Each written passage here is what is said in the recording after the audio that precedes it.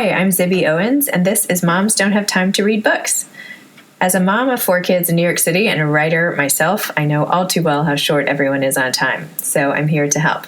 I'm going to interview authors and writers of all types about their work, especially as it relates to parenting and family issues. Hopefully you can listen while doing 8 million other things and fall in love with these talented scribes and their fantastic books, essays, and songs like I have, plus get some tips on surviving parenthood. For more about me, you can check out my essays at zibbyowens.com. Today's episode of Moms Don't Have Time to Read Books is brought to you by Babo Botanicals, B-A-B-O Botanicals, organic skin, sun, and hair care for the whole family. I'm excited to be here today with Elyssa Friedland. She's the author of 2 novels, her first debut novel, Love and Miscommunication, and now The Intermission, out July 3rd. A graduate of Yale University, where she was the managing editor of the Yale Daily News and Columbia Law School, Elyssa started her career working at a law firm before moving to writing full-time after the birth of her second child. She has contributed to many publications, including New York Magazine, Modern Bride, Real Simple, and most recently, The Washington Post. She grew up in New Jersey and currently lives in New York City with her husband and 3 young children. Hi, Biddy. Hi, Elyssa. How are you? I'm good. How's it going? Good. Thanks for coming on Moms Don't Have Time to Read Books.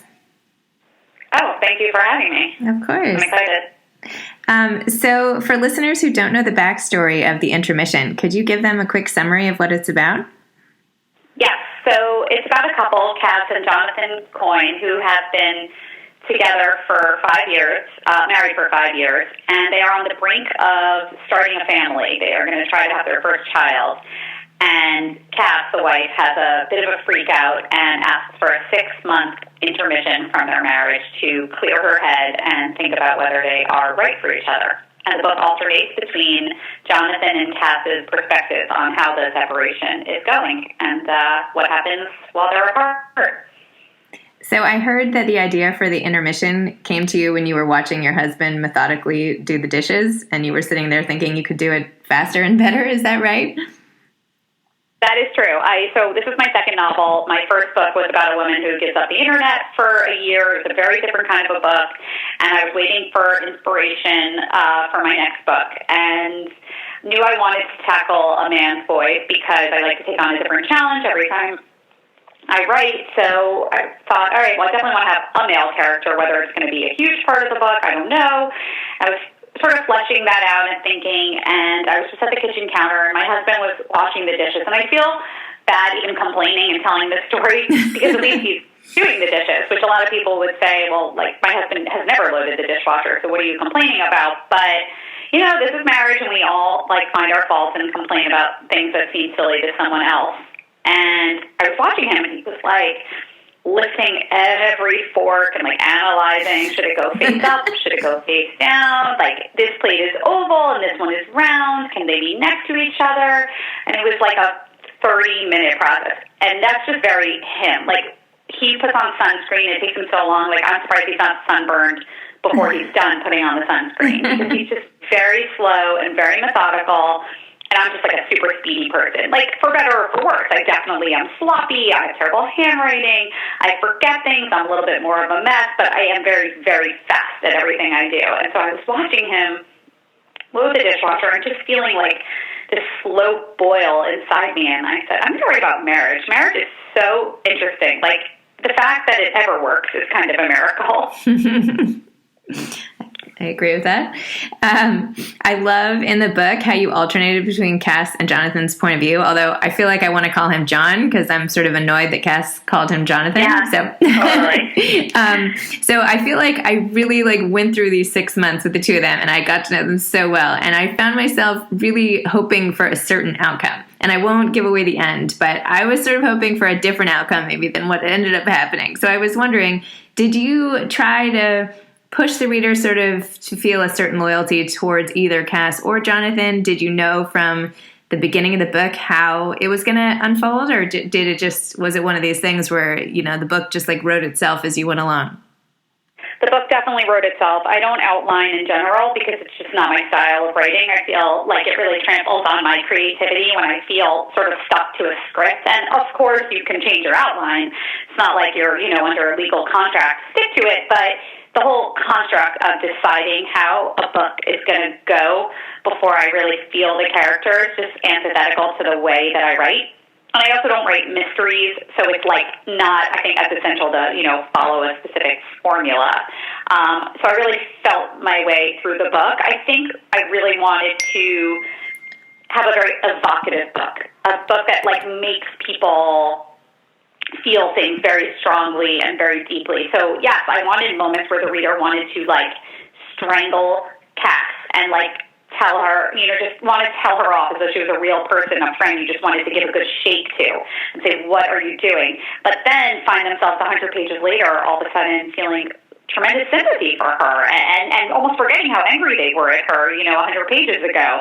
And the same sort of journey with Jonathan where you're like, this guy's so nice. Like, why is she giving him such a hard time? And then you're like, actually, it's a little more complicated than I thought he was. And I wanted an outcome. Obviously, I don't want to give it away, and I know you don't want to give away any spoilers, but I wanted an outcome that I could picture a book club debating, and having people feel like I'm 1,000% thrilled, this is what I wanted all along, and other people saying the exact opposite and just getting a little heated over that.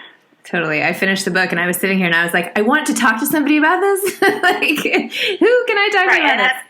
That was definitely, what I wanted. So hopefully, now that the book will be out in the world, there'll be people to chat with about it. Excellent. No, I'm sure a million people are going to be reading it. I just meant at that particular moment, at that moment, yeah. In my bedroom. But most people I talked to, my early readers, were happy with the outcome. So I'm, like, very interested that it was not the outcome you wanted. Like, I'm very excited to, offline, we'll connect on that. Okay. Give away spoiler. Not that I didn't like it. I loved the book. I just got so invested in it. Like, I couldn't believe how much, like, I just got so into your characters. Anyway, I was just... Thank you. No, it's I'm okay. so happy. That's exactly what I want to hear. I really tried my best to create, like, extremely three-dimensional characters. You really did. I was like, I was really, I feel like I know these people now and, like, I should see them on the street or something. You put a lot of emphasis in the book on how Cass and Jonathan came from different socioeconomic backgrounds. Jonathan is this traditional vineyard-going wasp, and Cass, whose mother lives at a Motel 6, basically. So how do you think their backgrounds were so relevant to their stories? And do you think it's a big stumbling block in a relationship to come from different backgrounds like that? I think, yes, I really wanted to tackle that because it's kind of like an elephant in the room. I mean, often people from different backgrounds don't even meet that easily, but college really is somewhat of a melting pot where people, certainly in high school, like, it's typically very homogeneous, and you're with people who are very similar to you. And then college, while it can be a melting pot, it can also be you stick to what you're familiar with. I went to private school, and then I went off to college, and I tended socially I was connecting, and it seemed like more often than not those people also went to private school. But I certainly encountered people that were different than me, and Cass and Jonathan first meet in college, and it's kind of the first time for both of them that they are connecting with people different from them. And I think it can be a great advantage to a relationship to come from different backgrounds. Certainly great for when you have children that you can bring two different experiences to the table, but it's impossible and it would be disingenuous to ignore the differences because there are subtle ways that they offend the other. Like, Jonathan wants to feel that he is above caring about, how much money somebody has and this and that, but there are little things like his privileged upbringing. He's just used to having a housekeeper. Like, that's just, that's just the way things were for him growing up. And so it's like he can't even almost conceive of a different way. Like, he knows intellectually, the smart guy, he knows intellectually Cass grew up really poor. She was, her and her mom were evicted from different homes, and it was really, really rough, and she couldn't have birthday parties and things like other children.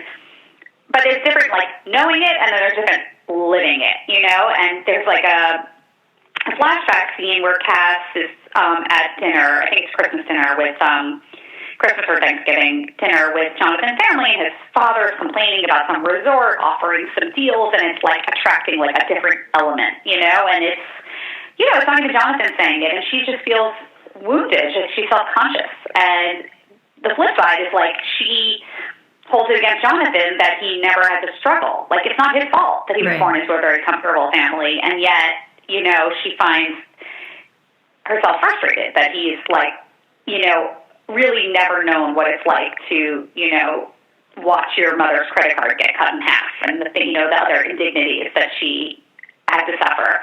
So I think that there can be many, many successful relationships where people come from different backgrounds. In fact, one of my points in the book is that nobody comes from the same background, even if you grew up in the same town. Everybody's parents' marriage was different. Everybody's life experiences are different, even when you are more homogeneous socioeconomically. But these differences are pretty stark, and I think that the book tries to say that much as we'd like to ignore the differences, it's pretty much impossible not to. Right. I mean, it's impossible to ignore them, There's just too many differences that they had growing up that it leads to inevitable conflict. So when Cass tells Jonathan about the break, she's upset originally that he doesn't think she could be requesting it because she's seeing someone else, and that he believes her right away when she says the break is not about another guy. And you write from Cass's viewpoint and say, why didn't he picture some greasy tennis instructor in white shorts wetting her whistle? Maybe he believed she was more complex than a cliche, though that was optimistic. So what do you make of that cliche, and why did Cass get so upset then? I think she just really wants to see herself as, appealing, and I think that, she wants him to feel that jealousy, that there's some guy who's better looking than him and more attractive than him, that's getting her excited, because their sex life is not great anymore. They're tired. They've been together for 5 years. I mean, the sex is not the same as when they first got together.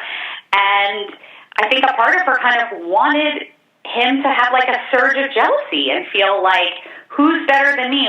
Who's more, sexy and attractive to you than I am? And he doesn't seem to, fall into that. He seems to believe her and take what she says at face value.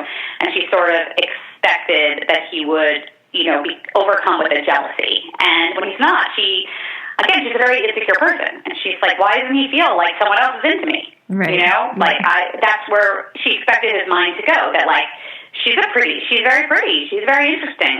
Of course another man would be interested in her. He doesn't go there right away, and she's almost disappointed.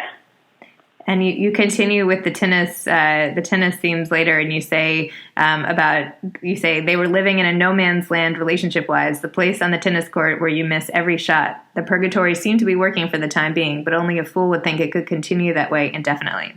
So are you a big tennis fan? What's with all the tennis stuff? I like the, sort of association with tennis and Jonathan's upbringing in the tennis club. And, yeah, I love tennis. I do. Me too. I'm a big fan. That's why I'm asking the question. I love tennis. I'm not actually good, but I love to watch it. And I'm, very out of shape. And I've tried to play tennis recently and realized that it uses completely different muscles than, you could go to the gym every day, but then you go to tennis. And you're terrible. I mean, for me, I was out of breath in 5 minutes, and I thought, well, how is that possible? I go to the gym all the time. It's just really different. I really respect tennis players, and I just find it to be a very sexy sport, I guess. I married a former tennis pro, so I'm particularly invested in this. Oh my God! So a college player, or how? Yeah, he was a coach. He coached people on the tour, and it was great. So anyway, I'm taking it's very sexy. Yeah, no, I'm into tennis players. I mean, Nadal. I'm into them. Federer is my number one. I just go on Google and I stare at pictures of him. Yeah, it's Wimbledon's going on now. I got to check him out. Yeah. I know. So, yeah, I'm sorry. I love tennis. Anyway, not to veer off. So you got married when you were 25, which for these days is pretty young. So is there any of this super young, which is, I know. How much, if any of this is sort of autobiographical? Did you ever young wonder? For New York. I think, I forget what it's called, the amygdala or whatever part of the brain controls decision making. Some neurologist was just saying that, that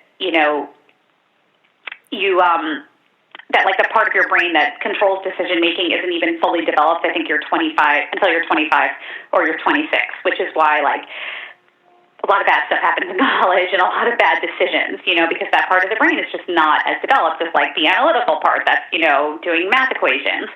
And my husband was 29, so he was, he went into it fully formed. But I guess, he went into it with his decision-making powers intact. But I feel like I was very young, and I honestly think it was just so far. I mean, listen, the future is long, and who knows, but for right now, things are great, but I feel almost like I won the lottery in a way, because we dated for a very short amount of time. I was extremely young. I was 23 when we met, and the fact that it's working, I think, is really nothing short of a miracle, because I barely knew myself, when we got together. Right. So I feel lucky that it's going well so far. And I think he must be pretty laid back in part. The essay you wrote recently for the On Parenting column in the Washington Post, which was called "We Were Drowning in Diapers and Scheduling Sex, but then we got our groove back." It was a great article, by the way. Everybody listening should definitely read it. It's online in the Washington Post. You talked about after giving away all your baby stuff in your home, now that the kids are out of the baby phase, you said you were so ecstatic, and you said it helped revive your relationship with your husband. You wrote that life still wasn't perfect, but you wrote, "We aren't tired every minute of every day. We are a couple, not just parents of the same children. Best of all, we have sex in the morning sometimes spontaneously." So I'm sure many parents can relate to that feeling of being in the weeds with the kids, and the bedroom being a revolving door of kids in the night and everything. And how first of all, just how does your husband feel about you talking about this personal stuff with him, and then maybe talk a little about how your life has changed with your kids getting a little bit older. Well, he was completely fine with the article. He's a very laid back person. Almost there are times I'm like, is there a pulse? What? Some of my friends who know him really, really well are like, what is going to get him angry? Let's make a game where we just try to, ruffle his feathers, because he's so calm and collected, and I'm not like that at all, and I think that's a humongous part of the attraction. I mean, there are times, I know you've got kids, obviously, and, there are times, they go in for a medical test, and, probably 99% everything's going to be fine. And there's a 1% chance that you're going to hear something really horrible. Well, all I can fixate on is the 1%. And that feeling until I get the call from the doctor, the blood work is fine, everything is fine. And all he can focus on is the 99%, and just the, how, it is so unlikely that something could be wrong, but how could you even be upset in advance? He is just a very calm person, and that is a massive part of, what I find sexy and attractive about him. I'm, amazed by him, and it's not something that he works at. It's just because if it was something he worked at, I would try to work at it too, and I would try to change myself. I think this is just how he is. He was born this way. His mother's like that. She's very calm. He's very calm. It's in the DNA, and so I don't even really bother to other than popping an occasional pill to calm down, like a Xanax every now and then. I just accept that this is who I am. I'm a nervous person. He's calm, and he's very. He doesn't really mind, that I put that article out there, because, you know what, hey, now the world knows. We have sex in the morning. So, he's really feeling pretty good about what I put out there. But it is really true. I mean, other people feel completely differently about this. I have to say, I mentioned one friend in the article, but she's not the only one.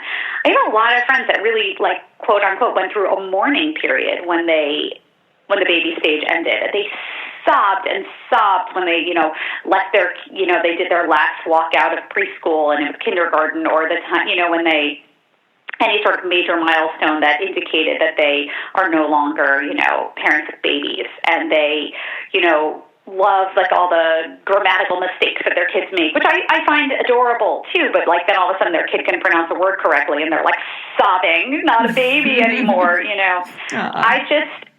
Of course, I love all that cuteness. My littlest is not even 5 yet. He's about to be 5. So he's still, this squishy, cute kid. But I'm really happy that I don't travel with a diaper bag anymore. He doesn't have a high chair in a restaurant. There's no special equipment to enjoy being with him. And he doesn't have really accidents anymore. He's a person. And it's made me feel, it's weird, I say it in the article, because it's paradoxical. It's so weird to me.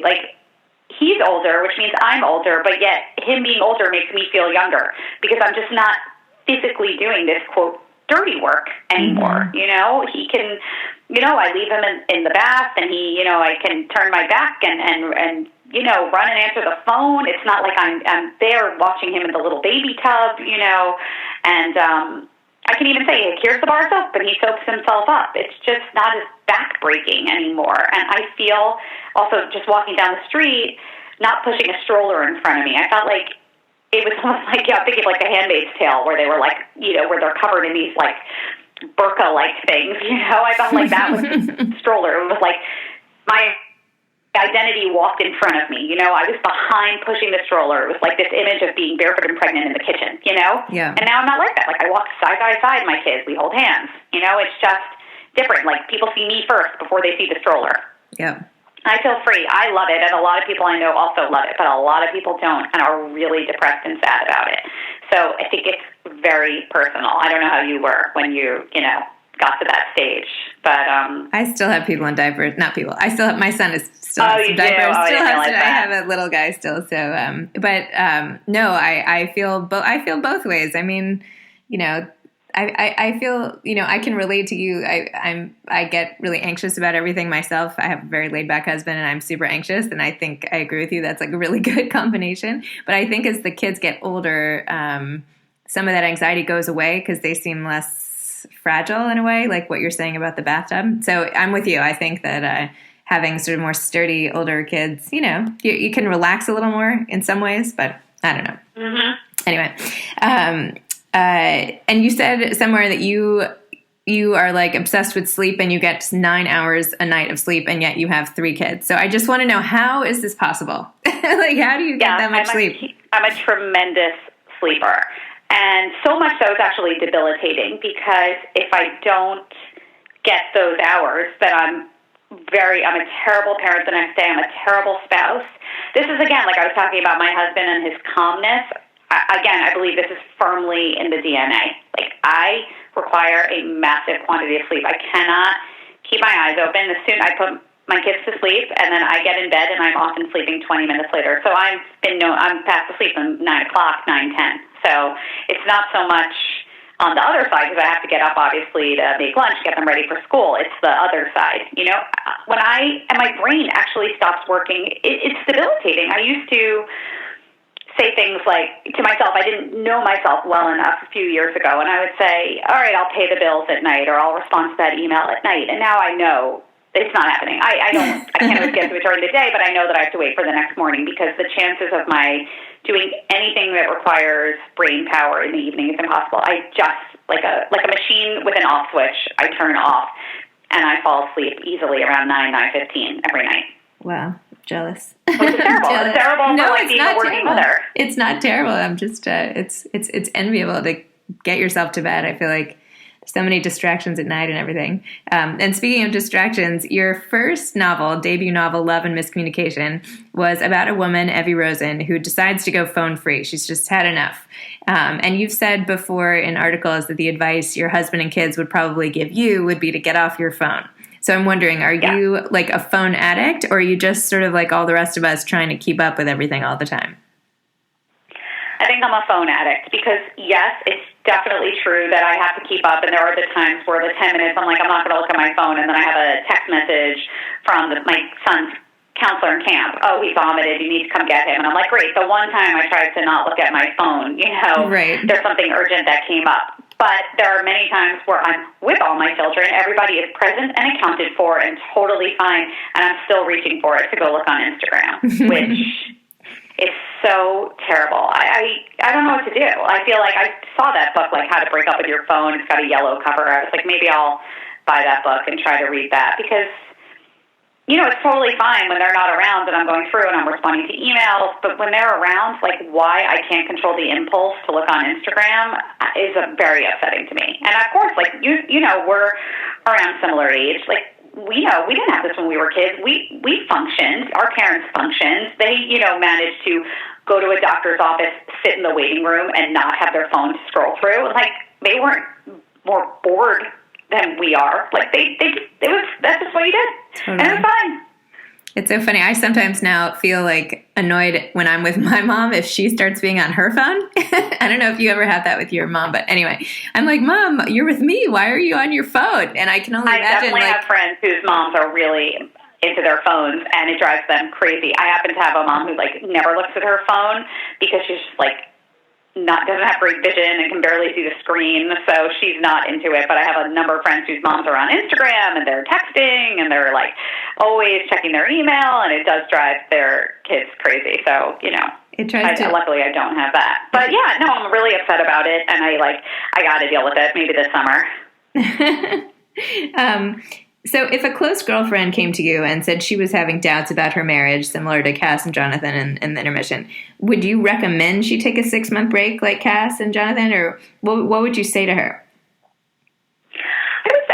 I would recommend an intermission if, you know, I think therapy is very interesting, but I think both people have to believe in therapy in order to go to a couples counselor and deal with that. I think if I'm a believer in therapy. I think it's great. But I think if one of the two comes at it with like a very skeptical agenda, then a skeptical point of view about the benefits of it, then I don't know how successful and helpful it would be. Mm-hmm. So I think both parties have to be on board. And I think that a separation can be particularly helpful if you're a really, really busy person and you're just so...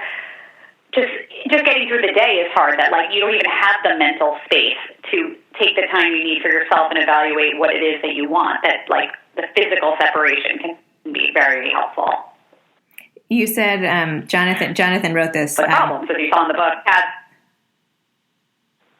Oh, sorry? Say that again? Yes, hi, sorry. No, I didn't. Well, oh, sorry. I didn't say anything. Okay, sorry. Sometimes with Skype, it's not so perfect. Jonathan's view in the book, he said, life wasn't about choosing to be single on Mondays and married on Tuesdays or getting to be a parent every other week. It was picking a lane and committing to it. Is this what you believe, or is this just what you wanted us to hear from Jonathan? In that moment, I feel like Jonathan is very frustrated. It's not what I believe, and there are people who are, you know, you're always a parent, but there are divorced parents who, you know, don't have full custody of their kids, and they're just as much parents as everyone else. And there are arrangements in marriages where both people decide that, you know, it can be open or look the other way. Marriages take many, many, many, many different forms. That was really an expression of Jonathan's exasperation, feeling that Cass was being impulsive and childish in wanting to just have it all in that moment. So that was really meant to capture his frustration in the moment. And in terms of just the process of writing both of your books, you had different publishers for the two books. Is that correct? Yes. So how was that process? Like how did that come to be, and just compare and contrast sort of the two experiences of writing both those novels?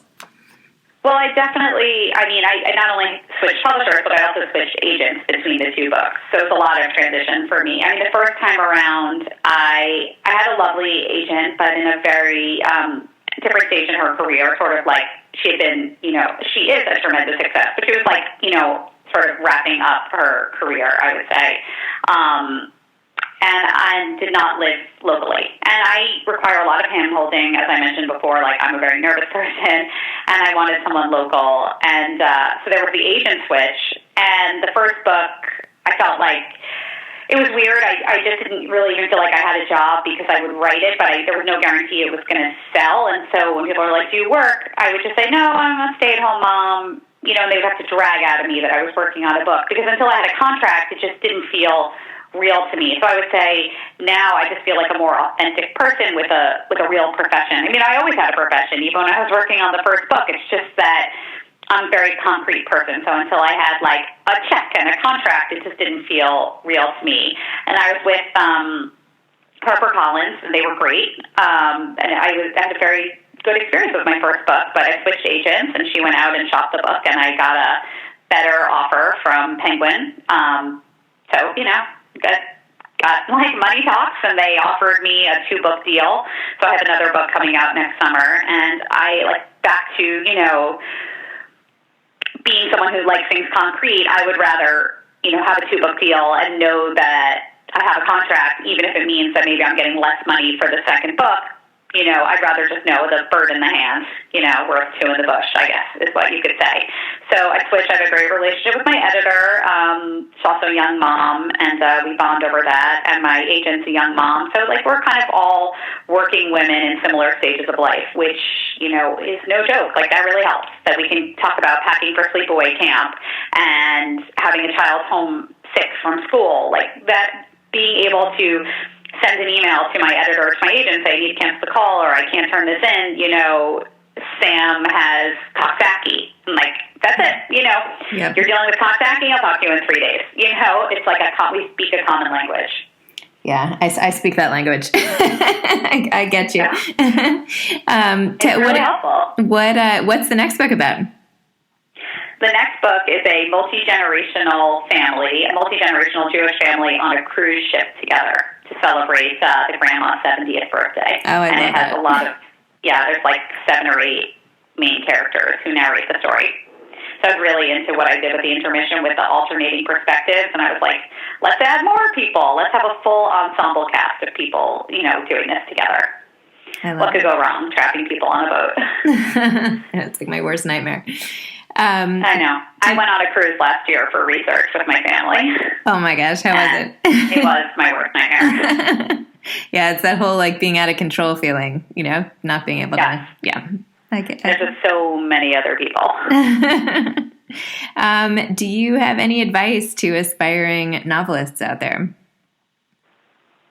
I think it's just a lot of like butt in chair, as they say, setting, for me, everybody's different, but for me, setting a word count goal per day really helps, because then I just feel like I know when to stop, whether it was good or it was bad, I got something accomplished, I check off, like I set out to write, call it 3,000 words today, and, I did it, I can move on, I can sort of guilt-free go out for lunch with a friend, or guilt-free go to pick up instead of sending my nanny, because I feel like I got what I set out to do, and that just helped keep me focused.